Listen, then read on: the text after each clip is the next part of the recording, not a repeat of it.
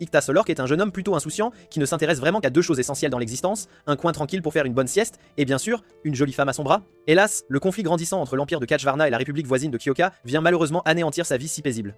Après s'être engagé en tant qu'officier militaire, Ikta et son ami d'enfance, Yatori Shino XM, font la connaissance du tireur d'élite Torvei Ramion, du fantassin Mathieu Tito Jirichi et de la soigneuse Hiroma Baker, tous à bord d'un navire en route vers le lieu de l'examen militaire. Les jeunes athlètes ne savaient pas à quel point leur vie allait changer radicalement en quelques jours, car leurs bateaux ont coulé dans les profondeurs de l'océan lors d'une tempête folle. Quelques instants avant qu'Ishta et son ami d'enfance Yatori n'embarquent sur le navire se dirigeant vers leur examen militaire, Ikta a fait une sieste sur un hamac entre les arbres dans le petit buisson. Son partenaire, une petite créature mignonne nommée Kus, le réveille pour l'informer de se rendre au navire à l'heure. À quelques mètres de là, Yatori XM, l'ami d'Ikta aux cheveux roux, issu également d'un clan de guerriers, est vu marchant vers le navire avec 3 de ses anciens collègues. En chemin, ils discutent tous de la bataille entre leur royaume et Kyoka, leurs ennemis. L'un d'eux mentionne le grand commandant de la garnison orientale de leur royaume, le lieutenant-général Azaf Rekan, et parle de sa grande contribution à maintenir les ennemis à distance. Ikta les entend, descend de son hamac et se plaint que le général doive faire trop de travail pour maintenir les ennemis à distance. Les collègues de Yatori s'offusquent des paroles d'Ikta, les considérant comme insultantes envers le général. Ikta, qui préférerait éviter la confrontation, les laisse gagner la dispute tandis qu'il marche vers le navire pour rejoindre Yatori et les autres. Il s'arrête à mi-chemin et confie à Ikta ses réflexions sur l'ensemble de la guerre en général. Il fait savoir à Yatori à quel point les choses vont mal tourner pour leur royaume s'ils continuent à se battre défensivement. Yatori, qui en a assez de ses tirades, le fait taire et le conduit vers le navire après lui avoir demandé de l'aider à gagner l'examen contre son concurrent. Quelques minutes seulement après que le navire ait mis les voiles pour le lieu de l'examen, Yatori se dirigea vers les cabines pour y rencontrer ses concurrents et ses alliés. La première personne qu'elle croise est Hiroma Baker, et sa partenaire, Miel Haro, est une jeune fille typiquement timide, dont le rêve est de devenir médecin de combat. La personne suivante à arriver est le gros effronté, Matthew Tedrick, qui déteste Ishta. Matthew est un gars avec des problèmes d'estime de soi, qui a toujours l'impression de ne pas être à la hauteur pour son équipe. Comme prévu, il se vante de sa famille Tedrick et essaie de se faire passer pour quelqu'un d'important. Ishta le tire d'un embarras certain et descend de son lit pour se présenter formellement à la jeune demoiselle, Haro. Il déploie alors quelques-uns de ses charmes sur la pauvre Haro, la faisant crier de pure gêne. Heureusement, Yatori l'interrompt, l'empêchant d'aller trop loin, juste au moment où leur prochain concurrent se présente. Torvei Ramion, un très bel homme qui est le concurrent direct de Yatori, apparaît et se présente formellement au groupe. Mathieu redevient jaloux et dénigre son clan. Ikta, qui se sent toujours menacé par les beaux garçons, se lève et dénigre l'apparence de Torb. Torway, de son côté, garde son calme et observe avec surprise ses nouveaux amis le prendre pour sujet de discussion. Finalement, le groupe se disperse et s'installe. Quelques heures plus tard, à la tombée de la nuit, Ishta assiste à une partie d'échecs entre Torvei et Matthew. Matthew perd, comme prévu, et se met en colère contre lui-même et contre le jeu, ne sachant pas mieux faire. Haro et Yatori arrivent quelques secondes plus tard pour servir du thé aux garçons. Pendant ce temps, ils discutent tous des stratégies de combat et des choses qui rendent une bataille beaucoup plus facile à gagner. Soudain, le navire tremble violemment, et Ikta renverse sa boisson sur Matthew. Yatori entend quelqu'un derrière leur porte et va vérifier. En l'ouvrant, elle trouve une petite adolescente aux cheveux blonds et lui demande d'où elle vient. La jeune fille devient trop timide et s'enfuit, laissant Yatori et ses amis se demander d'où elle pouvait bien venir. Ikta mentionne quelque chose obscène sur la jeune fille mineure, mais ensuite, avant qu'il ne soit réprimandé, les lumières du navire s'éteignent. Yatori et les siens se dirigent vers le pont, seulement pour se voir sur le point de couler dans une tempête massive. Tout le monde monte dans les canots de sauvetage et les met à l'eau. La jeune fille blonde, en essayant d'atteindre le bateau, glisse et tombe à l'eau. Sans réfléchir à deux fois, Ikta et son partenaire Kus plongent dans l'eau et finissent par sauver l'adolescente blonde. Peu après, l'adolescente s'évanouit et se retrouve dans une grotte avec Yatori, Matthew et le reste du groupe. Yatori, qui semble la reconnaître comme Shamil, la troisième princesse de leur royaume, s'agenouille rapidement pour lui rendre hommage. Shamil abandonne la comédie et demande à Yatori de lui raconter ce qui est arrivé à leur navire. Après avoir raconté tout ce qui s'était passé, Yatori lui demande pardon de l'avoir secouru sans son aide. Shamil sourit et rappelle à Yatori sa visite au manoir de la famille XM il y a environ 8 ans. Elle se remémore des souvenirs avec Yatori avant de demander où se trouvent les autres. Yatori lui explique qu'Ishta et Torvei sont partis explorer les environs et qu'ils reviendront sous peu. Matthew, qui grelottait de froid, demande humblement à récupérer son manteau. Cependant, Shamil ne pouvait absolument pas le lui rendre, car elle se retrouverait alors complètement nue. Quelque part dans la forêt voisine, Ikta et Torvei discutent de la maison impériale tandis qu'ils explorent la zone à la recherche de nourriture et de boissons. Par hasard, Ikta et ses compagnons tombent sur le territoire de la République de Kyoka et se précipitent rapidement pour rapporter leur découverte à leur équipe. Après avoir expliqué les choses à l'équipage, Ishta calme ses coéquipiers paniqués et leur conseille de suivre son plan, qui est de trouver un moyen de franchir la frontière et de retourner à l'Empire indemne, ou bien ils prétendent être des prisonniers et espèrent juste ne pas être tués avant d'être utilisés comme monnaie d'échange pour forcer l'Empire à se rendre. En entendant cela, Shamil se lève et fait tout un esclandre à l'idée d'être capturé. Ikta s'énerve et lui ferme la bouche avant de lui dire à quel point les choses peuvent empirer si elle continue de se plaindre. Yatori punit Ikta et le renvoie après s'être excusé en son nom. Quand elle découvre que c'est lui qui l'a sauvé, la princesse le laisse partir. Yatori suit Ikta dehors et lui demande ce qui ne va pas. Ikta s'excuse de s'être emporté et imagine qu'il est allé trop loin en attendant une telle maturité d'une adolescente. Finalement, les choses redeviennent normales et tout le monde déjeune agréablement. Après avoir bien mangé, Shamil se calme et confie sa sécurité aux mains de son équipe. Peu après, ils se mettent tous à aiguiser leurs armes et à fabriquer des choses qui leur feront gagner plus de temps dans la grotte. Ikta fabrique un hamac et en parle à la princesse. Après l'avoir encouragée à l'essayer, Shamil s'y installe et se sent très à l'aise. Elle a regardé le ciel et s'est émerveillée de la beauté de la nature. C'est alors qu'elle aperçoit un dirigeable Kyokan et en informe Ishta. Ishta la prend rapidement et se cache pour qu'il ne les repère pas pendant leur patrouille. Plus tard cette nuit-là, Shamil se lève pour se soulager. Les soldats de patrouille Kyokan déclenchent une alarme près de Shamil, ce qui les réveille tous. Ils se mettent immédiatement en mode combat et chacun prend son poste. Ishta intercepte l'ennemi alors qu'ils sont sur le point de capturer Shamil et les distrait en prétendant être un réfugié cherchant asile dans la république de Kyoka. Heureusement pour lui, sa performance trompe les soldats et ils baissent leur garde. Quand Ishta réalise qu'ils ne sont que 3, il change de visage et appelle ses coéquipiers à activer le modèle 3 d'assaut. Avant que les soldats ne s'en rendent compte, Yatori et les autres fondent des arbres et les éliminent tous. L'un d'eux tente de s'échapper, mais il est abattu par le tireur d'élite de l'équipe, Torvey. Après l'assaut sur les soldats Kyokan, Ishta et ses compagnons se dirigent vers le dernier soldat survivant, Irik, et trouvent son partenaire esprit essayant de le réveiller. Ishta calme l'homme et lui pose quelques questions importantes en échange de soins pour ses blessures. Irik, le soldat insoupçonnable, divulgue tout ce qu'Ishta a besoin de savoir sur son propre camp de base. Après avoir obtenu toutes les informations nécessaires, il laisse Irik se reposer et collecte les pierres d'âme des partenaires des 3 soldats tombés. Ikta transporte ensuite le corps du soldat dans un endroit sûr pour l'enterrer. Quelques instants plus tard, tout le monde retourne à la grotte pour récupérer après la féroce bataille. Pendant qu'elle aiguise son épée, Yatori trouve Torvey se blâmant d'avoir presque manqué le 2e tir dans un combat crucial comme celui-là et lui parle raisonnablement. Ensuite, elle sort et trouve la princesse Shamil maudissant sa propre lignée car cela exige trop de sacrifices de la part des gens qu'elle est censée protéger. Ishta apparaît et embrasse doucement la main de la princesse, l'exhortant à prendre les choses avec calme et à laisser les choses entre les mains de ses subordonnés. Shamil, qui pensait initialement qu'Ishta était une personne impolie, est choquée après avoir vu ce côté de lui. Même après son départ, elle demande à Yatori de savoir quel genre d'homme il est exactement. Yatori l'assure qu'elle le saura en temps voulu. Le lendemain, Ishta emmène ses amis à un dirigeable et leur présente les esprits qu'il a récupérés la nuit précédente. Une fois tous réunis, Ikta leur explique son plan. Il prévoit donc d'envoyer le dirigeable sans pilote dans les airs et de le faire voler au-dessus du camp de patrouille frontalier de Kyoka. Ensuite, au bon moment, il se déguisera en l'un des soldats présents et emmènera ses amis, déguisés en réfugiés, voir le général pour demander un passage sûr à travers leurs frontières vers l'Empire, et en retour, Ishta fournirait les informations nécessaires au second lieutenant pour récupérer le dirigeable avant qu'il ne quitte leur territoire pour toujours. Étant donné que les dirigeables sont littéralement les jets privés de Kyoka, le lieutenant du camp n'aurait pas beaucoup d'autre choix que de permettre à Ikta et aux siens de traverser la frontière pour atteindre l'Empire. Tout le monde semble avoir compris le message, alors ils enfilent tous leurs costumes de scène. Ikta arrive au camp comme prévu et réussit à mettre en œuvre l'arnaque. Ce soir-là, Ikta fait traverser la frontière à son équipe sans effusion de sang. Cependant, Matthew se plaint que ses armes flottent dans le dirigeable. Cette nuit-là, les 5 héros sont présentés au grand général Azaf, qui les accueille chaleureusement pour qu'ils restent au palais jusqu'à ce qu'ils puissent voir l'empereur. Après un mois entier à s'amuser et à dormir sur des lits moelleux, Ikta commence à s'ennuyer de la vie.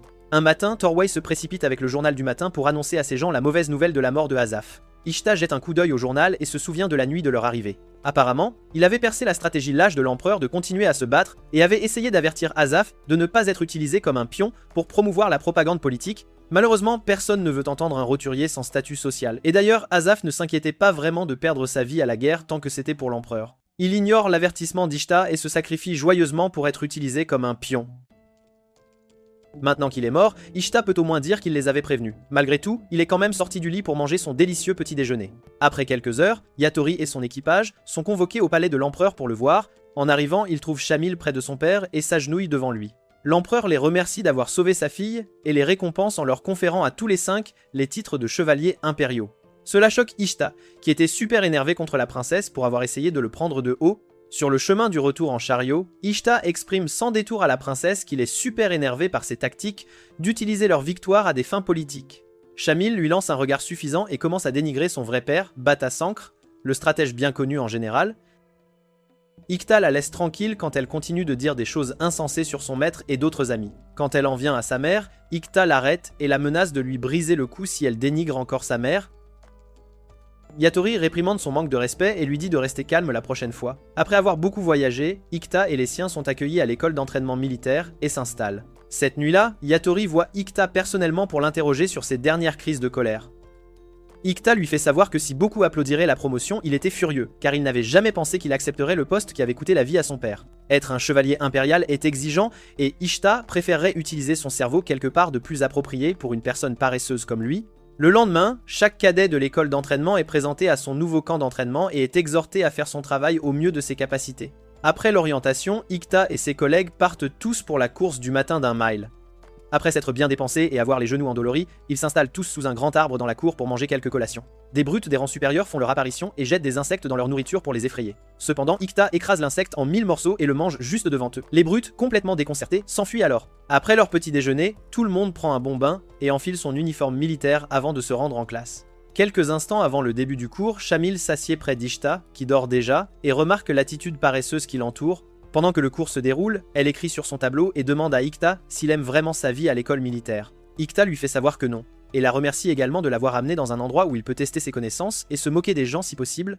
Shamil s'énerve un peu, mais ensuite le professeur lui demande une contribution au cours. Elle fait sa part, puis le professeur appelle Solork Ikta pour qu'il donne son avis sur la stratégie utilisée dans un certain combat à 3 contre 1. Ikta se lève et non seulement donne une description détaillée, mais corrige également quelques erreurs dans le livre que le professeur leur enseigne. Cela laisse toute la classe bouche bée, réalisant qu'Ishta avait plus dans son cerveau que tous réunis.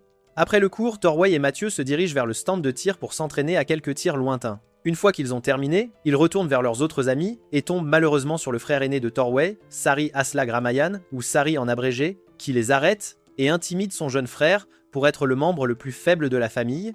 Mathieu reste là, témoin des propos désobligeants de la brute envers son ami. Après s'être présenté, Mathieu essaie de défendre Torway, mais Sari ne le laisse pas parler. Au lieu de cela, il continue d'appeler son petit frère un lâche qui aimait se cacher des lignes ennemies. Ce qu'ils ignoraient tous, c'est qu'Ikta, qui dormait sur son hamac dans l'arbre, les entendait. Quand il en a assez de toutes ces paroles insolentes, il descend de son hamac et donne à Sari son propre avertissement. Sari tombe droit dans son piège et est trop énervé pour penser à quoi que ce soit. Sari le bat même et le laisse supplier pour le pardon. Cependant, Ikta se lève seulement et laisse le reste entre les mains de Yatori. Yatori le remercie pour l'honneur et s'avance pour s'entraîner avec Sari et ses hommes d'équipage. Après les avoir tous battus, Yatori se prépare à affronter Tsushura, l'homme le plus fort de l'escouade. À ce moment-là, Sari arrête le combat et remet la confrontation à plus tard. Yatori et les siens respectent ses souhaits et vont soigner les blessures d'Ishta. Pendant ce temps, ils discutent tous des stratégies de guerre et des moyens de battre quelqu'un comme Sari. 3 mois plus tard, les instructeurs assignent des pelotons à certains des rares cadets sélectionnés qui ont bien réussi tout au long de leur formation. Ikta, Yatori et Torvey font partie des cadets choisis pour diriger un peloton, et ils acceptent tous leurs responsabilités. Après avoir nommé tous les officiers de peloton, les instructeurs les dispersent tous afin qu'ils puissent s'habituer à leurs nouveaux officiers. Ikta rencontre l'une des filles de son ancienne flamme, Amicia, qui a récemment divorcé. La fille, Suya, qui a d'une manière ou d'une autre trouvé son chemin vers le peloton d'Ishta, le réprimande pour avoir eu des relations charnelles avec sa mère dans ses moments les plus vulnérables. Ikta rentre chez lui et rapporte l'événement improbable à ses gens. Il se plaint que Suya et les membres de son peloton ne suivent même pas ses ordres, car ils estiment tous qu'il n'est pas à leur hauteur. Plutôt que de le plaindre, Yatori le laisse partir et bouder en paix, puisqu'il a également commis l'adultère. Ishta va vérifier ses troupes et les trouve en marche sans son consentement. Plus tard ce jour-là, Matthew se précipite pour annoncer la nouvelle à ses amis. Apparemment, les détails de la bataille simulée ont été annoncés et, d'après ce qu'il a entendu, la bataille simulée doit avoir lieu entre 2 armées composées de 3 pelotons chacune pour se combattre avec des balles de peinture. En entendant tout ce qu'il a dit, Ishta découvre que son peloton sera jumelé avec celui de Matthew et Torway, tandis que le peloton de Yatori sera jumelé avec Sari et un autre gars. Ikta calme son équipe et leur conseille de s'amuser tant que ça dure. Il distribue des tâches à chacun et s'assure qu'ils comprennent tous que ce doit être un match amical. Après avoir calmé les nerfs de tout le monde, Ikta sort pour rencontrer Suya afin de négocier son retour en tant que chef d'escouade. Il commence sa discussion en accusant Suya de l'avoir rétrogradé pour des raisons personnelles. Cependant, Suya est devenue très défensive, et Ikta a décidé de faire un pari avec elle. Il lui demande de le laisser diriger l'équipe pendant la bataille simulée, et s'il gagne, il prend le commandement du peloton. D'un autre côté, s'il perd la partie, il démissionne pour occuper un poste de bureau. Cela semble assez juste pour Suya, alors elle le laisse faire. Dans la scène suivante, Ishta et son équipe s'enfoncent profondément dans la forêt pour prendre leur position avant le lendemain, lorsque la bataille simulée commence. En chemin vers leur campement, Ishta ordonne à ses hommes de retirer une partie de leur équipement et de le déposer au sol malgré la forte averse. Heureusement, ces hommes obéissent, mais Suya essaie de le contredire. Ikta lui donne une raison tangible de le faire et s'assure qu'elle comprend bien l'essentiel. Après être arrivé à leur campement, Ikta continue d'expliquer un peu ses tactiques à Suya, confuse et en colère. Ikta lui fait part de ses plans pour intercepter les forces de Sari à un endroit de son choix et lui dit de lui faire un peu plus confiance. Le lendemain, Yatori et ses éclaireurs reviennent pour signaler l'emplacement d'Ishta et de ses hommes qui se trouvent autour de la rivière, bien au sud de l'endroit où ils sont censés être. Cela met Sari en rage et lui fait perdre son sang-froid alors qu'il divise et instruit ses soldats de se diriger vers cette zone avec Yatori afin qu'ils puissent maîtriser les hommes d'Ishta. Après avoir fait face aux forces de Solark, Sari ignore toutes les instructions de ses subordonnés de tester la profondeur de la rivière afin de planifier une attaque surprise sur les hommes d'Ishta et conseille à Yatori de diviser leur armée en deux afin qu'ils puissent remonter la rivière et intercepter les hommes d'Ikta qui faisaient la même chose. Yatori, qui connaît déjà le plan d'Ikta, essaye d'avertir Sari du plan d'Ikta, mais Sari n'est pas prêt à l'écouter, alors elle suit son conseil. Yatori éloigne ses forces le plus possible du bord de la rivière avant de finalement apprendre tout ce qu'il y a à savoir sur les plans d'Ishta. Apparemment, Ishta avait besoin que Yatori soit aussi loin que possible de Sari, car il savait qu'elle était la seule menace capable de s'opposer à sa victoire. Quand il est sûr qu'elle est assez loin, il fait en sorte qu'une petite partie de ses soldats, qu'il a postés loin, élimine certains de ses hommes, puis attaque Sari et les autres avec la plus grande partie de son peloton, espérant éliminer Sari, leur chef, avant que Yatori ne comprenne tout et ne revienne protéger son général. La guerre semble tourner en sa faveur, ses soldats s'avançant sur la partie peu profonde de la rivière qu'ils ont aménagée avec une bûche la nuit d'avant. Sari est pris au dépourvu, mais ses troupes sont suffisamment aguerries pour repousser les hommes d'Ikta. Quelques secondes avant que Sari ne soit touché par le paintball, Yatori revient et le protège. À la vue de la terrifiante Yatori, Ikta et ses troupes se retirent, reportant le combat. 2 heures plus tard, Ikta et les siens s'installent dans la jungle pour se reposer et concocter un nouveau plan pour le lendemain. Matthew, épuisé, se plaint du combat et souhaite que Sari se rende pour qu'il gagne par défaut. Sachant l'égoïsme de Sari, Ikta lui dit que cela n'arrivera jamais. Alors il change sa formation et ordonne aux médecins de combat de soigner les blessés. Suya arrive et tente de lui exposer les failles de son plan. Cependant, Ishta lui fait savoir qu'il a déjà tout prévu. Suya et ses 2 subordonnés saluent Shamil, qui arrive avec ses forces, puis ils se séparent. Ailleurs, Sari pique une colère contre Yatori et Suzara, son jeune frère, pour avoir laissé quelqu'un comme Ikta percer leur défense si facilement. Bien qu'ils sachent que ce n'est pas leur faute, Yatori et le jeune frère se calment et demandent à leur chef leur prochaine action.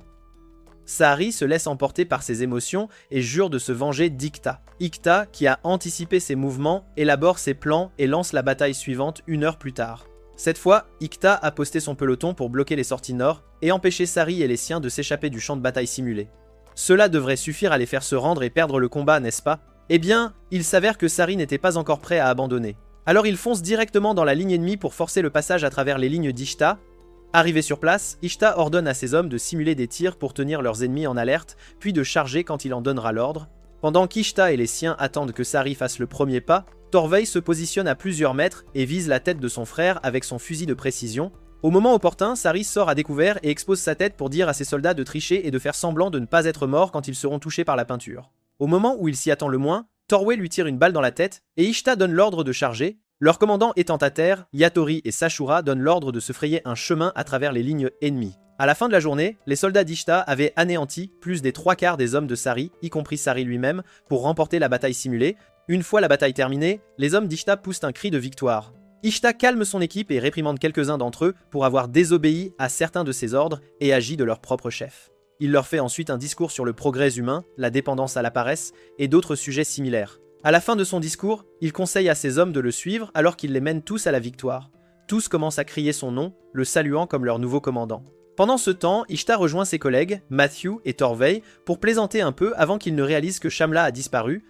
« Où a-t-elle bien pu aller ?» demanda Ishta. Il s'avère que Shamil avait été trompé par les hommes de Hazaf et attiré loin de son escorte protectrice afin d'être capturé et tué pour venger la mort de leur général. Quelques instants avant la fin de la bataille simulée, Yatori convainc l'inflexible Sari de se rendre à Ikta afin qu'il ne risque pas de traîner son nom dans la boue. À ce moment-là, une cloche alerte Yatori et les autres de l'enlèvement de la princesse. Yatori emprunte quelques hommes de Sari et se dirige vers l'ouest pour retrouver la princesse.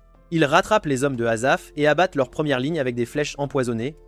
Leur chef, le capitaine Isong-ho, conteste ses méthodes et la défie de les affronter au lieu de se cacher dans les buissons. En un clin d'œil, Yatori apparaît derrière lui et lui met son épée sous la gorge. Isan-ho ordonne à ses hommes de l'attaquer, quelle que soit la gravité de la situation. Heureusement, les hommes d'Isan ne voulaient pas sa mort. Ils maintiennent donc leur position. Peu après, Isan lâche Shamil et décide de révéler à Yatori leur objectif en commettant ce crime contre la maison impériale. Apparemment, Ihsan et ses hommes étaient très bouleversés que leur général, un homme de valeur, ait perdu la vie pour une raison si médiocre. Ils traitent Shamil d'inutile et lui transpercent la main avec l'épée de Yatori avant de la clouer au sol de toute sa force. Yatori, qui lutte pour se libérer, est sauvé par Torway, qui tire une balle dans la tête du capitaine. Yatori profite de la situation et abat rapidement chaque membre de la force d'Isun d'un seul mouvement fluide. Une fois sa tâche accomplie, elle vérifie l'état de la princesse sans réaliser la quantité de sang dans laquelle elle se tient. Ikta arrive quelques minutes plus tard et tente de calmer Yatori. Yatori, déjà paniqué par la sensation humide et rouge de son corps, lâche son épée et remercie Ikta d'être encore venu à son secours. Ikta garde une voix douce et la laisse reposer sa tête sur sa poitrine. Puis, il s'abaisse pour parler à Ihsan qui lutte pour sa vie en ce moment. Ihsan loue les tactiques d'Ikta et lui fait savoir qu'elles sont similaires aux enseignements de son professeur, Bada Sankri. Après sa mort, Ikta se lève et taquine la princesse, toute rouge. Shamil finit par crier haut et fort, traitant Ikta de crétin pour avoir essayé d'être drôle dans une situation si malheureuse. Après toute cette épreuve avec Ihsan et ses soldats, Yatori retourne à l'école militaire et s'entraîne sous un grand arbre. Alors qu'elle se remémore l'état dans lequel elle se trouvait quelques instants auparavant, sa partenaire, Shia, s'inquiète un peu et lui demande si elle va bien. Yatori sourit et fait savoir à Shia qu'elle ira toujours bien tant qu'elle sera près d'Ishta, car il est la seule personne capable de la calmer lorsqu'elle devient trop agressive. Shia plonge son regard dans les yeux de sa partenaire et réalise que Yatori est honnête avec elle. Ainsi, en reconnaissance de ses efforts pour rester humaine, Shia promet d'aider Yatori de toutes les manières possibles. Cela pousse Yatori à arrêter son entraînement pour réfléchir au premier jour où elle a rencontré Ikta.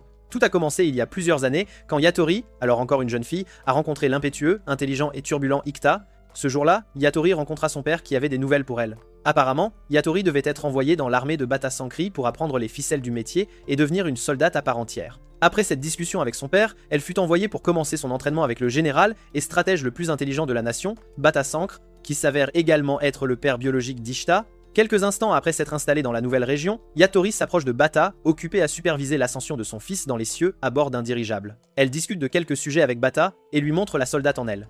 Bata rit doucement et réalise à quel point la vie a dû être dure pour quelqu'un comme Yatori, alors il l'envoie s'amuser avec son fils pendant qu'il fait son propre travail en paix. Ikta emmène Yatori chez Kan, l'un des scientifiques du territoire de Bada. Là, il parle d'une concoction qu'il préparait avec des ingrédients aléatoires jusqu'à ce que Yatori devienne curieuse et lui demande une explication de ce qu'est la science. Kan l'emmène dans son bureau et lui explique tout ce qu'elle doit savoir sur la science. À leur surprise, Yatori comprend tout du premier coup et se met à manger la concoction qu'il a préparée. Elle aime tellement la concoction qu'elle en redemande. Plus tard, Ikta entre dans la séance d'entraînement de Yatori et manque de se faire trancher la gorge par elle. Heureusement, elle s'arrête juste avant et engage Ikta dans une discussion. Ikta lui demande pourquoi elle est toujours seule dans la forêt au lieu d'essayer de se mêler aux autres enfants. Yatori lui dit qu'elle n'a pas le choix car il n'y a pas d'enfants autour de chez elle pour jouer.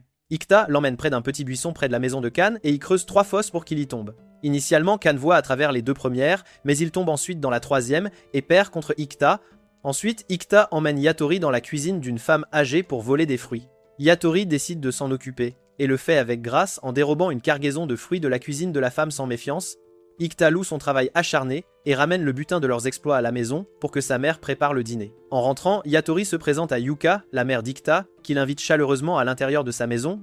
Peu après, Bata rentre chez lui et trouve son fils jouant aux échecs. Quelques minutes plus tard, Yuka sert le déjeuner et tout le monde s'installe pour manger. Pendant le repas, Yatori est surprise de la liberté d'Ikta avec son père et souhaite être comme ça avec le sien. Néanmoins, Yuka interrompt sa concentration et lui demande de l'aider à préparer des collations pour la femme âgée après le déjeuner.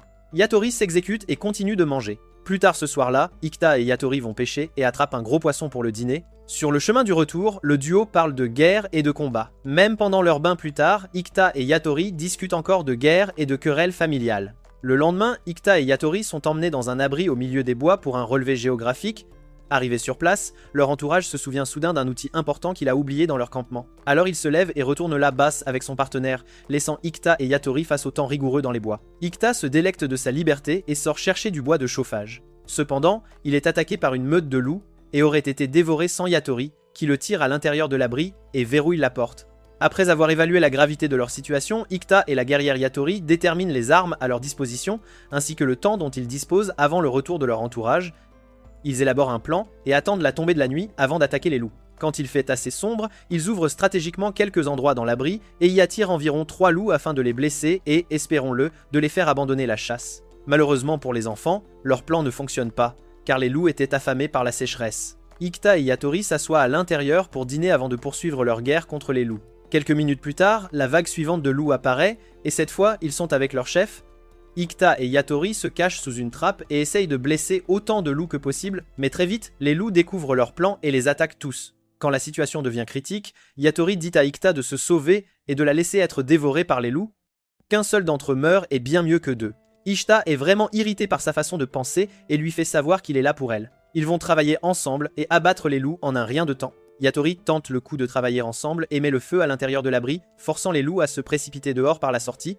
Ce plan fonctionne quelques minutes jusqu'à ce que quelques loups s'échappent et les acculent. Yatori en élimine un, mais les deux derniers loups restants les acculent dos à dos pour les dévorer. Juste à ce moment-là, un autre loup plus petit apparaît et rappelle ses deux guerriers restants à la meute.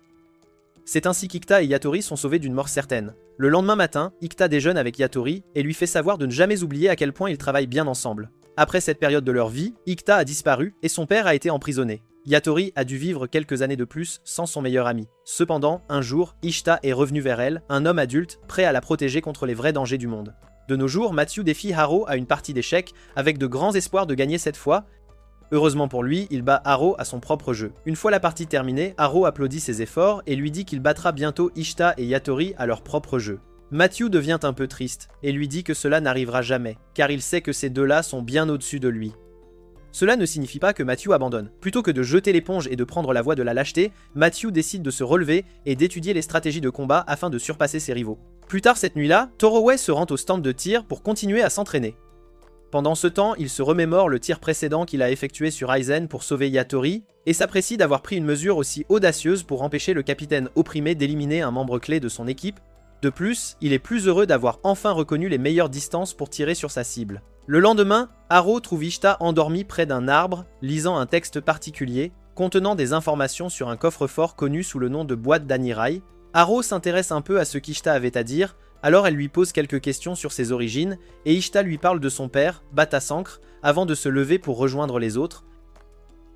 Ishta trouve Matthew et Torway, se plaignant de leur voyage imminent dans la région nord pour vérifier les Synax. Il intervient et discute de quelques-unes de ses aventures lorsqu'il y était en visite. Selon lui, les femmes Synax sont généralement voluptueuses et agréables à regarder. Matthew et Torway sont à bien des égards dégoûtés par l'indécence qu'Ishta peut atteindre lorsqu'il ne pense pas à des stratégies de guerre. À un moment donné, les filles passent et s'arrêtent pour saluer les garçons. Comme prévu, Ishta se lâche et dit quelque chose désobligeante sur la tenue de Haro. Yatori lui donne un coup de pied dans l'entrejambe et le force à s'excuser auprès de Haro pour l'avoir insulté. Ensuite, Shamil parle du voyage de 6 mois vers le nord pour y occuper des postes de service. Elle demande à Yatori si elle est d'accord avec une tâche aussi dégradante. Yatori se contente de sourire et lui dit qu'elle est d'accord avec tout ce qu'il expose à une vraie bataille. Ensuite, Kana, l'une des candidates officiers actuellement en service dans les montagnes du Nord, reçoit la nouvelle de l'arrivée des nouveaux candidats officiers du fort. En atteignant les portes du fort de la garnison du Nord, Ishta et les siens se tiennent prêts à écouter un discours ennuyeux prononcé par le lord lieutenant-général Safita du fort. Une fois terminé, il organise un banquet en l'honneur des nouveaux officiers et porte un toast à une relation durable avec eux. Au milieu de toutes les célébrations, l'aide du seigneur du fort, le Major Tauk, attire l'attention de tous dans la pièce pour diffuser des informations sur ce qu'ils feront tous à ce moment-là. Pendant qu'ils discutent de tout ce qu'ils feront, Ishta et ses hommes parlent de l'étrange expression sur le visage de Touk. Puis, ils se mettent tous à profiter du reste de leur soirée une fois son discours terminé. Ishta traîne quelque part dans un coin pour observer toute la salle. Pendant ce temps, le premier lieutenant Sempa Sazalouf l'approche et discute de quelques sujets avec lui après les présentations nécessaires. D'après ce qu'il a entendu sur Ishta, Sempa le connaît comme étant un personnage étrange et lui demande pourquoi il en est ainsi. Ishta explique à quel point il méprise les fêtes et les célébrations. Il aperçoit ensuite Torway, le beau gosse qui attire toutes les femmes, et le maudit d'être si chanceux. À ce moment-là, le commandant de peloton Dinkon monte sur scène et appelle Yatori XM du clan XM à venir le combattre dans un duel simulé. Yatori s'avance et Dinkun lui lance une épée de duel. Yatori, par respect, jette l'une des épées et choisit de combattre Dinkun à la loyale. Quelques minutes seulement après le début du combat, Yatori bat le général devant tout le monde. Dinkun apprécie la valeur de Yatori et lui serre la main en tant que camarade d'armes. Shamil est émerveillé par l'incroyable puissance de Yatori. Ikta lui fait savoir que Yatori faisait tout cela juste pour assurer la paix et l'ordre dans l'Empire. Quelques heures plus tard, Sempa, Ikta et les autres partent tous vers les montagnes pour chercher de la nourriture et surveiller les habitants des montagnes Synak.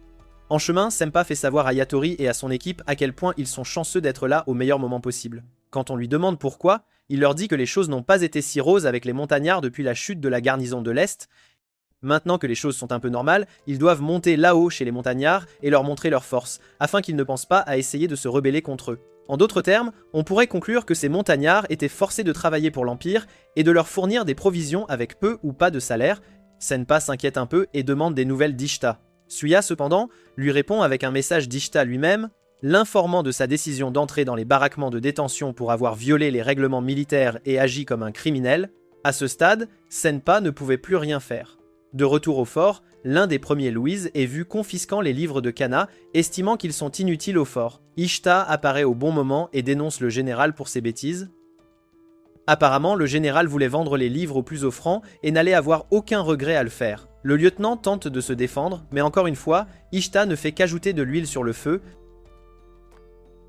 Finalement, il laisse tomber le livre le plus important à Kana et essaye de pousser Ishta contre un mur.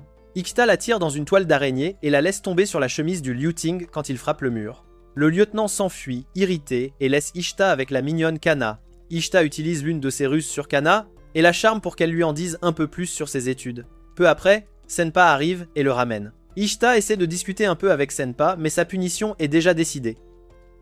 Senpa emmène Ishta au cachot et l'emprisonne. Avant d'entrer dans sa cellule, cependant, Ishta sent quelque chose et se précipite vers l'une des cellules. Là, il trouve quelque chose de si absurde qu'il préférerait ne pas le montrer. À ce moment-là, quelques rebelles du Sénac se rassemblent pour combattre la garnison du Nord pour avoir enlevé leurs esprits sans raison apparente. Quelques jours plus tard, Dinken trouve Yatori et les siens dans la salle à manger. Prenant leur petit déjeuner, il essaie de défier Torvey en combat, mais encore une fois, Shamil intervient et empêche Dinken de se moquer de ses soldats devant elle. En entendant cela, Dinken incline la tête et s'excuse grandement d'avoir manqué de respect à la princesse devant son peuple. Une fois terminé, il s'éloigne après avoir promis à Torvey qu'il reviendrait pour la deuxième manche. Ikta apparaît un peu plus tard, ressemblant à un cadavre ambulant, et supplie ses collègues de lui servir de l'eau. Heureusement pour lui, ses collègues le font avant de poser des questions. En quelques minutes, Ikta redevient normal et se retrouve reposant sur les genoux de la princesse. Yatori lui ordonne de se lever et lui donne une petite collation à grignoter. Peu après, Yatori et les siens partent vers les montagnes pour obtenir des provisions des habitants des montagnes Sinak. En chemin, Yatori et le Major Tuak discutent un peu de guerre et de paix. Finalement, ils arrivent à la capitale des montagnards et s'y arrêtent pendant que leur chariot est rempli des choses dont ils ont besoin. Pendant ce temps, Ikta rencontre Kana et discute un peu avec elle. Plus tard, il se dirige vers un magasin et demande poliment à la femme âgée de leur donner quelque chose à boire. Après avoir eu leur boisson, Ishta et Kana continuent d'avancer dans la ville, discutant du rôle délirant du Major Talk dans le maintien du fort de l'Est. De sa discussion avec Kana, Ishta réalise que le seigneur du fort lui-même, Safita, était un Dundee qui laissait tout le travail administratif au pauvre Major Toke. Poursuivant, Kana raconte à Ikta les agissements étranges de Safita et explique que parfois, il enlève les esprits du peuple Sénèque juste pour les intimider et affirmer sa domination sur leur race. En entendant cela, Ishta se souvient soudainement de ce qu'il avait vu dans les cachots quelques jours auparavant. Apparemment, Safita avait donné l'ordre à Senpa et aux soldats de capturer tous les esprits résidant actuellement dans la demeure Sénac. À l'époque, Ishta avait remarqué les esprits de type feu et vent qui habitaient en grand nombre dans les cachots et avait alors averti Senpa que le lieutenant général semblait provoquer le peuple Sinak à la guerre. À ce moment-là, Kana le ramène à la réalité et lui parle des méthodes anormales des enseignements du peuple de Sinak. Apparemment, les Sinaks n'avaient jamais, pas une seule fois, promu la divinité Alduraman dans leurs préceptes, et Kana trouvait cela étrange et tout. Pendant ce temps, le Major Took, ses hommes et Yatori se rendent en visite officielle au palais du peuple Sinak pour une réunion. Yatori se sépare d'eux pour vaquer à ses occupations, laissant Took et ses officiers entrer dans le bâtiment. En entrant, ils trouvent le palais entier étrangement silencieux, ce qui est un peu improbable. Took avance vers leur lieu de rendez-vous et découvre leur personne d'intérêt morte d'une blessure par arme blanche. Pendant ce temps, Kana et Ikta poursuivent leur discussion sur la région d'Aldera et les esprits. Après avoir dit quelques mots à Ikta, il la serre dans ses bras et la félicite d'avoir rompu avec les horribles croyances de la religion aldéramine. Il fait tournoyer Kana en la louant d'avoir enfin vu la vérité derrière la façade. Kana, d'abord confuse, finit par sourire, mais son sourire s'efface lorsqu'ils entendent un coup de feu soudain au loin. Quelques instants après avoir entendu le coup de feu provenant du palais Sinak, Yatori s'y précipite et élimine une partie des forces ennemies, avant de laisser le reste s'échapper. Ikta et Kana se précipitent vers le palais pour enquêter sur la scène de crime. Ils examinent attentivement la salle de conférence jusqu'à ce qu'ils trouvent les vêtements de pèlerinage Aldrin bleu, ce qui est plutôt inhabituel pour le peuple Sinak. Pendant qu'ils discutent, Yatori rassemble ses hommes et poursuit le peuple Sinak. Cependant, elle localise leur embuscade plus loin et ordonne rapidement à ses hommes de s'arrêter. Après un arrêt complet, Yatori demande à la chef rebelle pourquoi elle attaque leurs camarades. La chef Sinak explique tout le crime de la garnison de l'Est à Yatori. Yatori l'interroge sur les exigences qu'ils ont tous envers l'armée pour que les choses redeviennent comme elles étaient à l'origine. Cependant, les rebelles Sinak, déjà las et fatigués d'être traités comme des chiens sur leur propre terre, ont déclaré la guerre à la garnison de l'Est. En soirée, Safita reçoit la nouvelle déchirante, mais au lieu de la rapporter à l'Empire dans son ensemble, Safita décide de mener une petite guerre, et, espérons-le, de soumettre les rebelles avant que l'Empire n'en entende parler. De plus, si toute l'affaire lui explose au visage, alors ils pourront jouer les victimes et demander davantage de renforts à l'Empire. Peu après, la nouvelle de la guerre sainte circule dans le fort de la garnison de l'Est, et tout le monde, sauf Dinken, la soutient. Alors qu'il boit dans la salle à manger, Dinken se lève et lui explique pourquoi mener une guerre n'est pas la meilleure option qui s'offre à eux. Pendant ce temps, Ishtar raconte la véritable signification de la guerre pour l'esprit Sinak. Pour eux, la guerre signifie la survie du plus fort, et ils ne reculeraient devant rien pour retrouver leur liberté. Yatori devient un peu curieuse et demande à Ishtar pourquoi il pourrait être si provoqué à combattre la garnison. Ishtar reste ambiguë et lui dit que quelqu'un doit leur donner des prétextes pour mener ces guerres. Plus tard cette nuit-là, tout le monde est informé de l'expédition punitive que la garnison de l'Est doit lancer contre le peuple Sinak le lendemain. Lorsque le lendemain arrive, Shamil donne l'ordre à tous ses chevaliers impériaux de s'assurer qu'ils reviennent tous vivants. Après lui avoir donné un signal d'accord, ils descendent tous pour observer le fort et discuter de la stratégie avant que la véritable guerre ne commence. Quand le moment est venu, Ikta et ses hommes sont briefés sur la première bataille qu'ils doivent livrer. Après le briefing, Ikta emmène Torvey dans une pièce secrète et lui montre les nouveaux fusils à air comprimé auxquels ils doivent s'habituer en peu de temps. Plus tard, le fort commence la guerre contre le peuple Sinak, Ikta et Yatori, étant placés à la tête de leurs pelotons respectifs. Le lendemain de la guerre, Ikta et ses hommes continuèrent de monter vers le sommet de la montagne. En chemin, Ishta se plaint à Suya des mauvaises décisions prises par les supérieurs. Bien qu'il fasse un froid glacial dans les montagnes devant eux, Safita a quand même fait marcher ses hommes aveuglément pour combattre le peuple Sinak qui était déjà habitué aux montagnes. Quoi qu'il en soit, Ishta et ses hommes rejoignent le reste de l'armée en haut de la montagne. Là, Ishta réalise les terribles conditions que les soldats ont dû endurer au nom de l'attente du bon moment pour frapper. Il inspecte un peu le camp et trouve plusieurs soldats malades emmenés à l'infirmerie pour y être soignés. Pendant ce temps, Safita est assis dans sa salle de guerre, se plaignant de la lenteur de leur assaut ces derniers jours. Il pense que les Sénocons sont une bande de singes de guerre qui doivent être rapidement anéantis. Dès qu'ils reçoivent le mot de Safita, le premier lieutenant du camp en avant, brief Ishta et ses hommes sur les choses à faire avant que la prochaine vague ne commence. Ishta et ses hommes, après avoir reçu le mémo, quittent le camp pour continuer à monter la montagne afin d'obtenir plus de fournitures médicales. Après des heures de marche et de plaintes, ils arrivent finalement à un fort abandonné à quelques mètres de là. Le commandant donne l'ordre à Ishta et à ses hommes d'établir un camp dans le fort abandonné pour quelques jours, afin qu'ils puissent récupérer et poursuivre leur voyage. Cette nuit-là, Ishta trouve Haro en train de faire son travail médical. Il attire son attention et l'engage dans quelques discussions sur l'état des soldats dans leur camp. Haro suggère timidement qu'ils écrivent une proposition aux officiers supérieurs pour que leur nouvelle infirmerie soit située plus près du niveau du sol, afin d'accélérer leur rétablissement. Ishta réfléchit à ces suggestions et passe à d'autres sujets. Avant qu'ils ne s'étendent, la cloche d'alarme signale une attaque ennemie et attire l'attention de chaque soldat du camp. En quelques minutes, tout le monde se rassemble et élabore immédiatement des plans pour maîtriser les attaques ennemies imminentes. Ishta et Yatori, après avoir donné des ordres à leur peloton, avancent un peu et trouvent plusieurs de leurs hommes en fuite, poursuivis par derrière. Tous les chefs de peloton font immédiatement prendre leur poste à leur force. Quelques instants avant le début de la bataille, Matthew appelle Ikta et lui demande des conseils sur la façon de rester calme et courageux lors d'une bataille aussi terrible que celle qui approche. Ishta le guide calmement pour surmonter ses peurs et cela semble fonctionner. Quand il voit la ligne ennemie, Ishta et ses hommes aveuglent d'abord les forces ennemies avec les faisceaux lumineux de leurs partenaires, puis utilisent cette cécité temporaire à leur avantage pour attaquer les ennemis. La bataille ne dure que quelques minutes et le camp d'Ishta remporte une victoire sans faille après avoir éliminé tous leurs adversaires. Après la bataille, Ishta retourne dans un endroit isolé pour discuter avec sa nouvelle flamme, Kana. Ensemble, le duo parle et plaisante sur l'amour soudain de Kana pour les livres après la mort de son mari quelques mois après leur mariage. Elle parle aussi d'un maître sous lequel elle s'entraînait avant d'entrer dans l'armée. Juste à ce moment-là, la cloche sonne à nouveau et cette fois, ils réalisent qu'ils ont été dupés.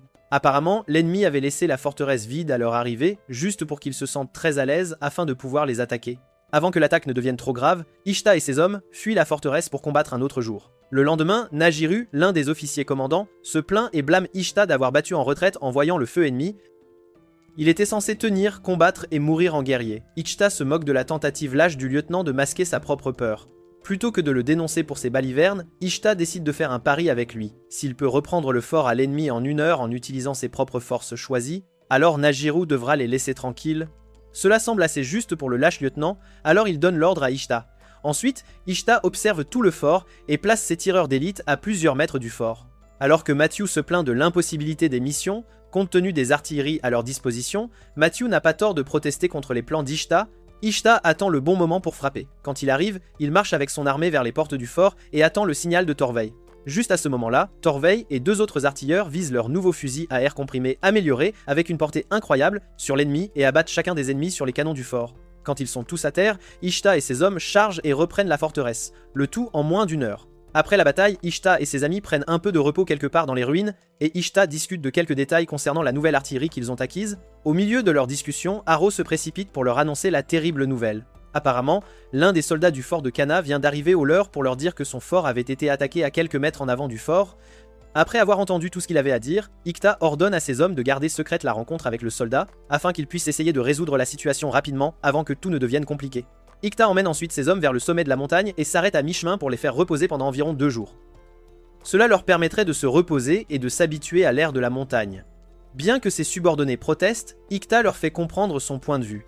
Ailleurs, Cana est vu courant dans tous les sens, pour s'occuper de son peuple qui tombait comme des mouches à cause du rude temps de montagne. Ikta et son peloton se reposent pendant 2 jours, puis reprennent leur marche peu après. Cependant, lorsqu'ils arrivent au fort, ils ne trouvent que des centaines de corps jonchant l'ensemble de la forteresse. Ikta et son groupe marchent sur le mur du fort pour examiner les corps. Malheureusement pour Ishta, il tombe sur le corps de Cana, sa nouvelle flamme. Il reconnaît son corps parmi les autres et lui souhaite un bon voyage vers l'au-delà. Ishta garde ses émotions cachées et continue sa route pour rencontrer Sempa et ses forces au camp de la chaîne de montagnes d'Alifatra, situé à environ 3800 mètres au-dessus du niveau de la mer. En arrivant à la base, Senpa, choqué de voir Ishta et ses hommes, réprimande Ishta et son groupe pour avoir risqué leur vie et être venus au sommet des montagnes pour les rejoindre. Ishta et ses hommes le font asseoir et lui expliquent la situation. Finalement, le capitaine Senpa comprend leur situation et les met au courant de l'état de la guerre. Il ouvre la carte de tout le terrain et explique où leurs pelotons sont situés pour une attaque surprise. Ikta remarque une faille dans le plan et en informe Senpa. Finalement, Senpa lui dit de ne pas s'en inquiéter et de les laisser avancer depuis cet endroit. Pour ce faire, il assigne Ishta à la tête d'une compagnie regroupant les 5 pelotons. Leur première mission est de se rendre sur le lieu de vie du peuple Sinak et d'incendier leur maison après les avoir tous évacués. Ishta se met immédiatement à sa tâche et s'assure d'évacuer le tout dernier des Sénokines avant de procéder. Pendant qu'il les escorte vers un autre village au fond des montagnes, Ishta discute de la logique de leur stratégie avec Suya. Il s'assure de lui expliquer les plans du capitaine pour qu'elle en comprenne l'essentiel. Lorsqu'ils arrivent au nouveau camp, un petit garçon parmi les évacués se précipite hors de la foule et mord les vêtements d'Ishta pour venger son village. Ishta s'irrite un peu et tape le garçon sur le nez, le faisant saigner du nez. Alors que le petit garçon crie, Dinkin apparaît et frappe Ishta pour avoir fait du mal à un si innocent et courageux garçon. Il se penche et donne au garçon une serviette pour se nettoyer, tout en se frappant lui-même pour se punir d'avoir dû les combattre. Après avoir réconforté le garçon, il se dirige vers Ishta, qui reprenait ses esprits, et lui demande ses commentaires sur la situation. Ishta le remercie pour la réprimande et s'éloigne. Suya le suit et se plaint de la négligence d'Ishta. Elle pense que traiter les villageois avec soin et préoccupation est mauvais pour l'armée, puisqu'ils avaient été envoyés pour les tuer initialement. Ishta la calme et lui fait savoir qu'il est tout à fait d'accord avec la punition, car il a effectivement dépassé les bornes avec l'enfant. Quelques instants après être retournés à leur base, chaque soldat du fort s'est rassemblé pour entendre le discours de Safita concernant leur prochaine manœuvre de guerre qui devait commencer le lendemain. Quand ils ont fini, Ishta et les autres s'installent tous dans le café improvisé. Là, Ishta parle du nombre impressionnant d'hommes qu'ils ont perdus à cause de la maladie seule, estimé à plus de la moitié des 18 000 hommes présents initialement. Les filles s'excusent pour prendre leur dernier bain avant leur bataille du lendemain. Le jour suivant, Senpa mène ses forces à travers les sentiers étroits à flanc de montagne pour atteindre le camp ennemi. En chemin, Torveil se plaint à Senpa de leur choix de champ de bataille, lui faisant savoir à quel point il sera difficile de placer des mortiers contre l'ennemi. Peu après, Ishta apparaît par derrière et explique sa propre stratégie à Senpa, qui consiste pour eux à sortir leurs boucliers et à se protéger pendant qu'ils marchent vers leur champ de bataille. Finalement, ils suivent tous le plan et continuent de marcher à pied avec vaillance. Ils ignoraient que la tristement célèbre escouade fantôme, Karla Karm, résidait et opérait depuis des grottes au-dessus d'eux. Ils reçoivent le signal de leurs éclaireurs concernant les mouvements de l'ennemi et se préparent à attaquer les forces de Senpa en silence. En quelques minutes seulement, le peuple Sinak attaque les forces d'Ikta en leur tirant des flèches. Presque immédiatement, des ennemis surgissent de tous les côtés pour attaquer Ikta et ses hommes. Dinken sauve Ishta et Harrow d'une mort imminente et les remet sur pied pour combattre un autre jour. Ikta prononce quelques mots motivants et continue de combattre l'ennemi. Assez tôt, le chef de la tribu Sinak, Nanakudaru, apparaît et défie Yatori en 1 contre 1 avec la liberté d'utiliser leurs esprits dans le combat. Après s'être présenté et s'être lancé quelques remarques désobligeantes, Nanaku charge Yatori d'une manière étrange, comme une lame dansante. Yatori est forcé de défendre les attaques et d'apprendre les mouvements de Nanaku.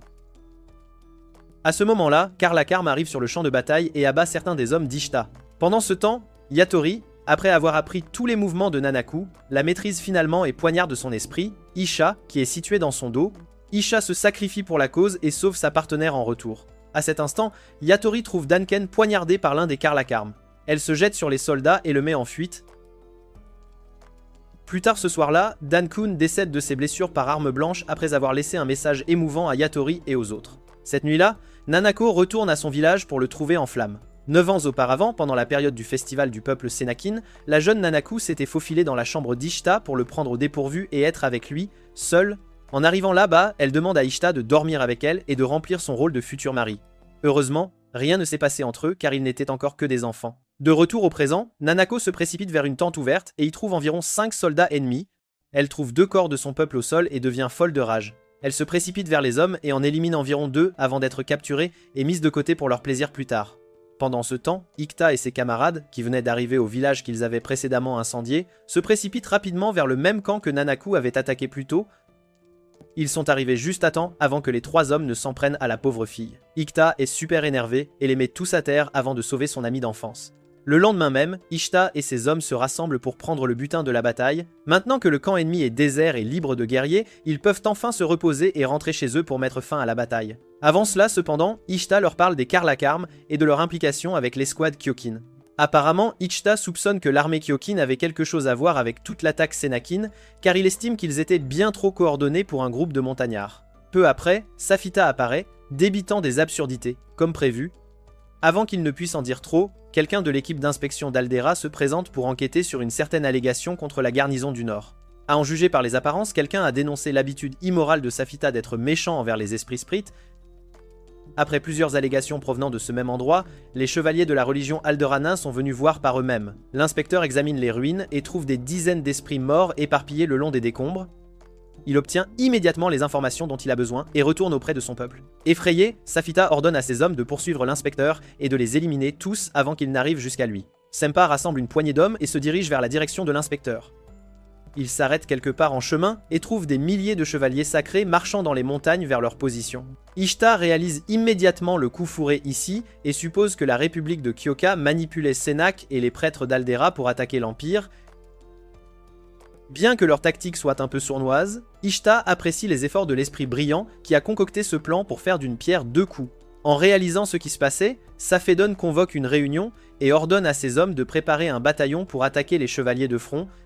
Cependant, Senpa décide d'essayer une autre voie pour se replier vers les lignes arrières et tenter de retarder la ligne ennemie jusqu'à ce que quelque chose de miraculeux se produise. Les généraux semblent apprécier son plan, alors ils lui donnent la parole pour tout expliquer. Yatori prend la parole et explique tout le plan aux généraux présents, leur promettant d'utiliser les 600 hommes à leur disposition pour abattre l'armée de 12 000 hommes.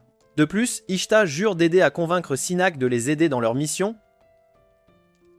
Safita est un peu surpris par cela, mais encore une fois, il permet à ses hommes de faire leur travail. Plus tard cette nuit-là, Ikta prend Nanako, qu'il avait précédemment secouru, et l'emmène dans son camp séparé pour une brève discussion. Initialement, Nanako fronce les sourcils à Ikta pour avoir eu l'audace de revenir se moquer d'eux, les perdants de la guerre, juste pour les condescendre et les utiliser dans leur prochaine guerre contre l'armée sainte. Ikta, qui connaît l'étendue des dégâts qu'ils ont causés au peuple Senokin, va à l'extrême dans ses excuses et se coupe le petit doigt 3 fois juste pour montrer à Nanoku à quel point il est sérieux dans ses regrets. Après avoir obtenu toute son attention, il lui parle des chevaliers sacrés et de leur relation avec la République de Kyoka avant de lui rappeler leur jour d'enfance et de révéler sa véritable identité à Nanaku. Nanaku, dont le cœur avait déjà été conquis, renonce finalement aux pertes que la guerre avait infligées à son peuple et accepte d'aider l'Empire à combattre les chevaliers sacrés. Après les négociations, Ishta peut appeler la chef du peuple Sinak, Nana, comme au bon vieux temps.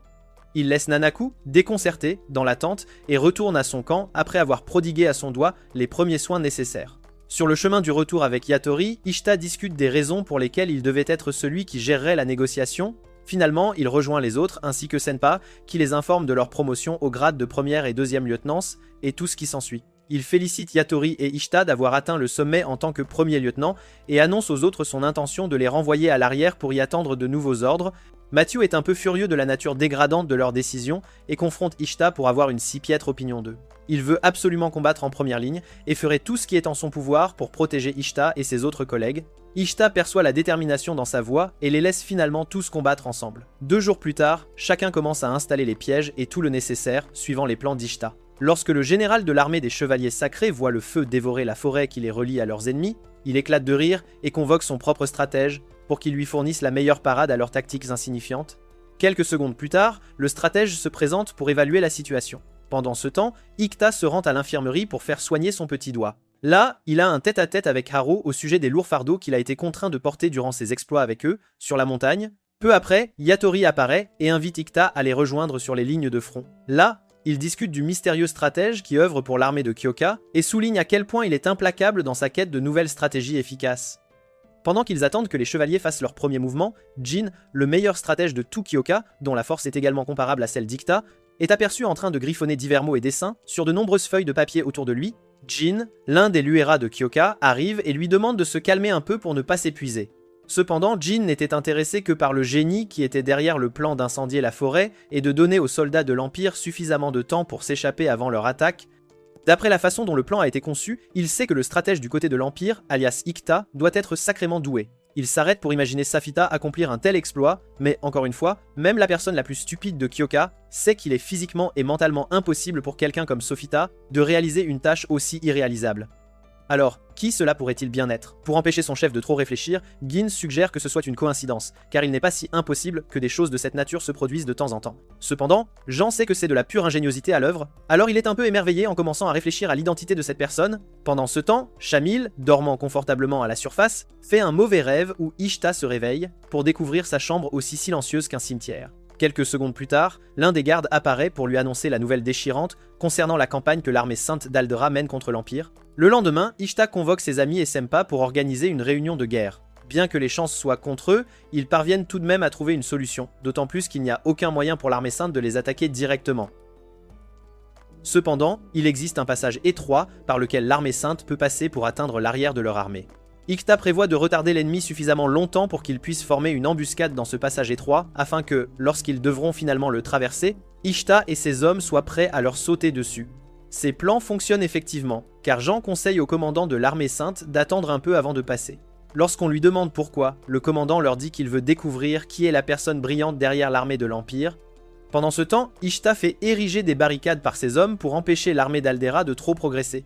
Ikta a l'intention de les retenir pendant 8 jours, ce qui est généralement suffisant pour que toute la flotte puisse échapper à l'attaque. Quelques heures après l'installation des barricades, l'armée d'Aldrin remarque que les feux diminuent et se prépare à un raid nocturne. Pendant ce temps, Ishta, Senpa et les autres hommes attendent tous patiemment près de leurs barricades que l'ennemi vienne à eux. Ishta trouve Senpa inquiet à propos de Karlakarm et lui conseille de ne pas trop penser aux fantômes et autres superstitions. Senpa se gratte la tête et remercie Ishta pour son aide. Cette nuit-là, Ishta et ses hommes attendirent tous près de leur barricade l'arrivée de l'ennemi. Pendant ce temps, les voix dans la tête d'Ikta commencent à le décourager d'élaborer de nouveaux plans. Ikta fait taire les mots dans sa tête et décide de se concentrer davantage sur la bataille devant lui. Quelques secondes plus tard, la première ligne de l'armée d'Alderan avance et ils ouvrent tous le feu sur eux. Après les avoir tous abattus, Ishta et son ennemi réalisent que ces hommes étaient là pour bloquer la trajectoire de leurs canons en préparation d'une seconde vague. Yatori refuse de les laisser gagner. Alors elle augmente la trajectoire du canon et affronte l'armée sainte de front. Nanaku les rejoint également et finit par en tuer quelques-uns. Yatori cependant s'arrête à mi-chemin et réalise que les ennemis restants se sont enfuis. Un peu plus tard, la deuxième vague arrive avec des fusils à air comprimés pour tirer sur leurs ennemis. Jin les suit pour voir le type d'artillerie que possède l'ennemi. Après avoir failli se faire couper la tête, Jin réalise qu'il doit y avoir un stratège merveilleux dans l'armée de Kyoka. L'un des soldats est venu rapporter la succession de la deuxième vague. Alors Jin envoie la troisième vague et ses canons lourds à l'ennemi.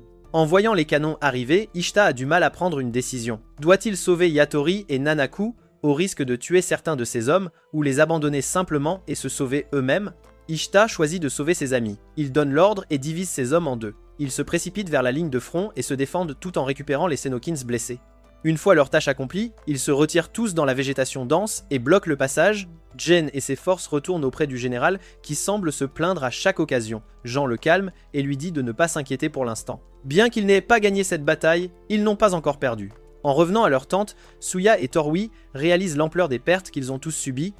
Suya a gardé son calme du mieux qu'elle a pu jusqu'à ce qu'elle entende Matthew, blessé au bras, parler de sa chance d'être en vie. Cette pensée met Suya en colère, elle court vers Ikta et lui reproche d'être si insensible à la perte de certains de ses camarades de guerre, juste pour sauver quelques barbares Sinak.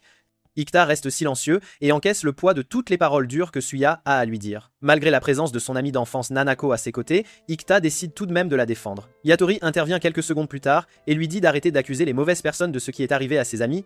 Elle corrige Suya et assume la responsabilité d'avoir sauvé les Senakans et sacrifié ses ennemis. À ce stade, Senak est leur allié et ils ne peuvent rien faire d'autre que les protéger à tout prix sans être insensibles. Suya devient très émotive et demande à Yatori si elle pourrait se résoudre à tuer Ishita si elle n'avait pas le choix. Yatori lui répond qu'elle le ferait sans aucun doute, car son clan est un clan de guerriers sans aucun remords pour l'accomplissement de leurs devoirs. Suya en a assez des monstres à ses côtés et s'enfuit. Ikta, avant de partir, demande à Yatori comment elle compte le tuer. Yatori lui donne une description précise et espère qu'il comprend qu'elle n'avait pratiquement pas le choix. Ikta accepte son destin et poursuit son chemin. Le lendemain, les Carlakaram reçoivent une missive de leurs alliés de la ligne de front pour qu'ils partent attaquer l'arrière-garde de l'Empire. Ailleurs, Shamil se lève et se prépare à aller retrouver Safita et sa bande de joyeux lâches dans la salle à manger où ils l'attendent. Agacé, Shamil condamne Safita et ses hommes pour leur lâcheté et pour avoir abandonné leurs propres soldats afin de sauver leur peau. Safita tente une manœuvre sournoise contre la jeune Shamil, mais celle-ci le contre et l'informe de sa cour martiale après la guerre. Alors que Safita et ses hommes halètent, Shamil se dirige vers la fenêtre et prononce doucement le nom d'Ishta, souhaitant qu'il rentre chez elle en bonne santé. Pendant ce temps, Ishta organise une réunion avec ses camarades pour les informer de la nouvelle stratégie de leur guerre. Ikta conseille à ses hommes de se tenir prêts et d'être vigilants pendant qu'ils observent ce que Jean et son armée d'environ 10 000 soldats leur feront dans quelques jours. Pendant que les forces de l'Empire attendent, Jean se réveille et s'étire pour se mettre en forme le matin. Jin arrive avec un message des alliés des montagnes arrière. En le lisant, Jean découvre Yatori Igsim, l'extraordinaire guerrière qui a combattu les guerriers fantômes loyalement et avec bravoure, et commence à la prendre pour le génie derrière l'incendie de forêt sauvage. De retour au camp de l'Empire, Nanaku trouve Suya en train d'examiner les corps des camarades qui ont perdu la vie juste pour la sauver, elle et son peuple. Elle s'approche de Suya et lui offre ses 2 bras en guise de restitution pour avoir causé la mort de ses camarades. Avant de faire cela, cependant, elle supplie Suya de la laisser combattre ses guerres jusqu'au bout avant de lui prendre les 2 mains. En entendant cela, Suya fond en larmes et réalise à quel point il est difficile d'être un soldat, car elle n'aurait jamais pensé devoir mener autant de guerres insensées. Senpa la trouve désemparée et s'approche d'elle pour calmer ses nerfs. Il lui murmure quelques mots et fait rire Suya avant de demander où se trouve Ishita. Suya emmène Senpa auprès d'Ishita, qui dort sur la paille dans sa tente, et rejoint les autres pour observer le génie endormi. Peu après, un soldat apparaît et informe l'équipage des 500 soldats aldéiriens qui contournent leur position par l'arrière et chargent vers eux. Ishita se réveille à l'instant même et organise une réunion de guerre d'urgence avec Senpa et les autres. Ils envisagent d'envoyer une force pour intercepter la ligne ennemie. Mais encore une fois, Senpa leur dit de le laisser faire à sa place pendant qu'il reste à la base et la dirige en son absence. Il donne une nouvelle série de raisons d'y aller et il le laisse finalement partir. Ishita, cependant, lui confie Torvey et son unité de fusil à air comprimé afin qu'il puisse également diriger des attaques à longue portée. Quelques instants plus tard, Torvey et ses hommes quittent la base avec Senpa et ses hommes. Peu après leur départ, Haro et Matthew découvrent un dirigeable survolant leur base. Ils plissent les yeux pour voir qui pilote l'engin et découvrent Jean et son assistant, Gin, aux commandes. Apparemment, le type aux cheveux blancs, Jane, était là pour reconnaître le terrain ennemi et élaborer leur plan avant de revenir pour établir les siens. Avec ses jumelles, il repère une force ennemie se dirigeant vers l'ouest et en prend note. Non loin de là, le général des Chevaliers Sacrés voit le dirigeable de Jean survoler la base ennemie et pique une crise face à cet acte ignoble. Car il était considéré comme impie, finalement, le général renonce à toute sainteté et décide de faire tout ce qui est en son pouvoir pour gagner la bataille. Quand Ishita voit le dirigeable, il se précipite vers ses hommes, déjà distraits, et leur dit de se concentrer sur la restauration des barrières de flammes lorsque l'incendie de forêt s'éteindra, et d'éliminer autant d'ennemis que possible pendant ce temps. Ainsi, pendant les 7 jours suivants, ils doivent rester calmes et paresseux pour gagner. Une fois leur tâche accomplie, ils se retirent correctement, loin des montagnes. Quelque part autour de la forteresse de contournement, Senpa voit finalement l'ennemi progresser vers eux. Il appelle ses hommes à préparer les 6 mortiers qu'ils ont pu apporter sur place et à les positionner pour combattre l'ennemi. À cet instant, Ishita envoie Matthew et ses hommes raviver les feux de forêt en mettant des bûches en flammes. Une fois leur tâche accomplie, Matthew remarque les soldats ennemis tenant des fusils à air comprimés et se cachant dans les bois, attendant de tirer sur eux. Il donne l'alarme et demande à ses hommes de se défendre contre le feu ennemi.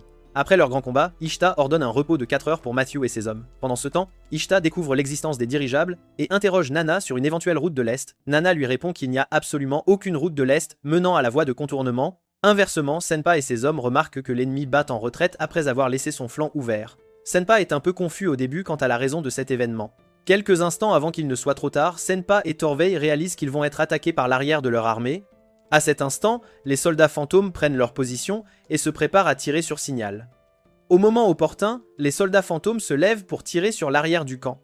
Leur chef lève la main pour donner le signal, mais avant qu'ils ne puissent le faire, Torveil et ses tireurs d'élite les abattent tous avant qu'ils ne tirent un seul coup. Apparemment, Ishta avait déjà percé le plan de Jin et s'était préparé en conséquence. Torveil réfléchit une dernière fois au plan d'Ishta et tire chaque dernière balle de son chargeur pour abattre la plupart des Kalakarms. Les Karms restants tentent de fuir, mais encore une fois, ils trouvent leur perte de front et sont anéantis de la surface de la Terre. Cette nuit-là, Ikta reçoit la nouvelle de la victoire de Torveil. Il leur ordonne de rester à leur position pendant 3 jours supplémentaires avant de se retirer. Une fois le soldat rapporteur parti, Yatori arrive avec de la nourriture pour Ikta. Ikta fait un petit pique-nique avec Yatori et discute des événements les plus récents de leur combat contre les chevaliers sacrés et les guerriers Kyokan. Ikta mentionne quelques fardeaux qu'il porte et dit à Yatori qu'il a rejoint l'armée pour se libérer de ses poids. Le duo observe un court silence avant de terminer leur repas. Au matin du 6e jour de la bataille, Ishta apprend que l'ennemi déploie de l'artillerie super lourde avec 6 chariots. Cela l'intrigue un peu, alors il envoie quelques-uns de ses hommes pour découvrir ce que sont ces choses. Pendant que les hommes d'Ishta s'acquittent de cette tâche, Jean et ses hommes dégainent leurs canons super avancés et les chargent de boulets. Ensuite, ils serrent le mécanisme et tirent les boulets de canon sur la base de l'Empire. Ishta et ses hommes pouvaient entendre les grondements de l'onde de choc lorsque les boulets de canon frappaient le sol. Peu après, des chevaux appartenant aux chevaliers sacrés commencent à apparaître vers eux. Ikta réfléchit un peu et réalise que Jean et ses hommes se sont entraînés tous ces jours. Ikta pensait qu'il les trompait. Maintenant qu'il ne leur reste que 2 jours avant de pouvoir effectuer une retraite réussie, ils doivent protéger l'arrière-garde à tout prix.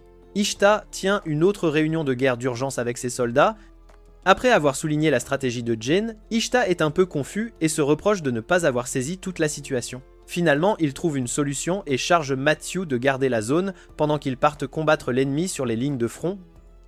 Nanako, qui soupçonne Ishta d'essayer de la tenir éloignée du combat, le confronte et finit par se battre à ses côtés. Matthew est pris d'un doute alors qu'il commence à questionner sa propre capacité à protéger le camp pendant les 2 prochains jours. Ishta s'arrête et lui dit de défendre le camp par tous les moyens, mais qu'il ne lui est en aucun cas permis de mourir en essayant. Matthew comprend l'essentiel et continue son travail. Peu après, Ishta et son groupe quittent le camp pour rejoindre Jean et ses forces en avant. En chemin, ils trouvent le passage étroit menant au front de bataille ennemi, et réalisent qu'ils doivent vaincre complètement l'ennemi à son propre jeu, sinon, il n'y aura pas de victoire pour eux. Ishta descend de son cheval et réfléchit longuement et intensément avant de finalement trouver une idée merveilleuse.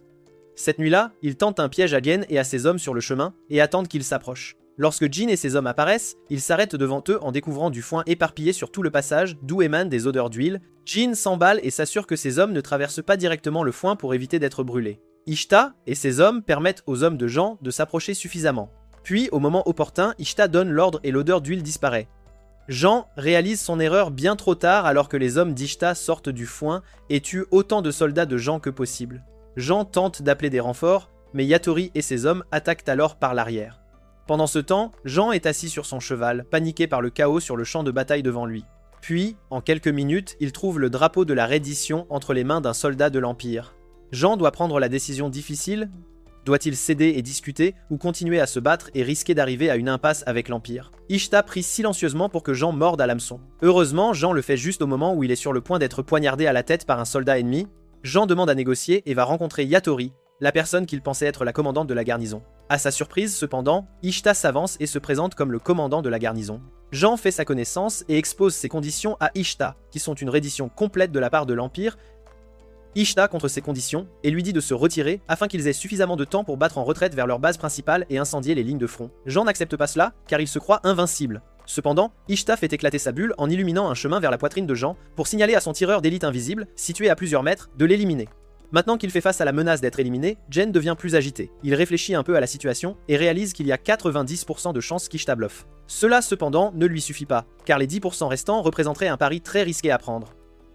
Jin décide finalement de sauver sa propre vie, alors il accepte les conditions d'Ishta et leur fournit un passage pour se retirer vers leur base. En entendant sa réponse, Ishta rend hommage à son collègue stratège et le raccompagne jusqu'au front de la forêt. Après avoir mis le feu aux bûches et rallumé la barrière, Jean et Ishta discutent de quelques points concernant le peuple et la nation qui les protège. À la fin de leur conversation, Ishta fait savoir au général agité que la paresse triomphe avant tout, car c'est l'une des meilleures façons dont les humains ont progressé à travers l'évolution. Jean part peu après et Ikta s'effondre. Yatori et un autre soldat emmènent Ikta à travers les montagnes pour le conduire au camp afin qu'il soit soigné. Cependant, ils sont attaqués par un guerrier fantôme issu d'une famille noble qui se nomme Nerva-Gin. Il capture Ikta et le tient sous la menace d'un couteau, menaçant de le tuer si Yatori ne le combat pas. Finalement, Yatori sort sa double lame et décide de combattre Nerva de toutes ses forces. Au final, elle sort victorieuse de son combat, parvenant à étudier ses mouvements et à le poignarder à la poitrine. Nerva meurt en héros et quitte les mains d'Ishta et Yatori. Après avoir rendu hommage au brave guerrier, Yatori retire son épée et se peint en rouge avant d'aller vérifier l'état du turbulent Ikta. Quelques jours plus tard, tout le monde retourne à la base de la montagne et rentre à l'Empire en un seul morceau. Shamil se précipite dehors pour prendre des nouvelles de tous ses amis. Elle vérifie et s'assure que tout le monde est intact. Puis elle se lève et s'adresse aux survivants restants, promettant de les récompenser avec des terres et de l'honneur tant qu'ils vivront. Un mois plus tard, Safita, le stupide chef de garnison, est jugé devant l'empereur et reconnu coupable d'être exécuté, pendu et publiquement déshonoré. Cette nuit-là, Ishta trouve la princesse fixant le trône dans la salle royale. Là, Shamil lui conseille de s'élever au sommet de la chevalerie impériale et de déraciner la corruption de l'Empire depuis sa racine. Ishta tente de s'opposer à ses manières, mais Shamil ne lui laisse vraiment pas d'autre option que de se plier à ses volontés pour ramener la victoire à la maison. Après sa rencontre avec la princesse, Ishta rejoint Yatori à l'étage pour discuter de son père et de l'œuvre colossale qu'il a accomplie, tout cela afin de garantir que l'Empire retrouve sa splendeur d'antan. Il déclare alors, avec une pointe d'égoïsme, à Yatori qu'il n'est absolument pas là pour prendre en charge un quelconque pays, mais bien plutôt pour la protéger, elle, jusqu'à son dernier souffle. Yatori, touché, lui sourit et apprécie grandement tous ses efforts déployés pour garantir sa sécurité personnelle.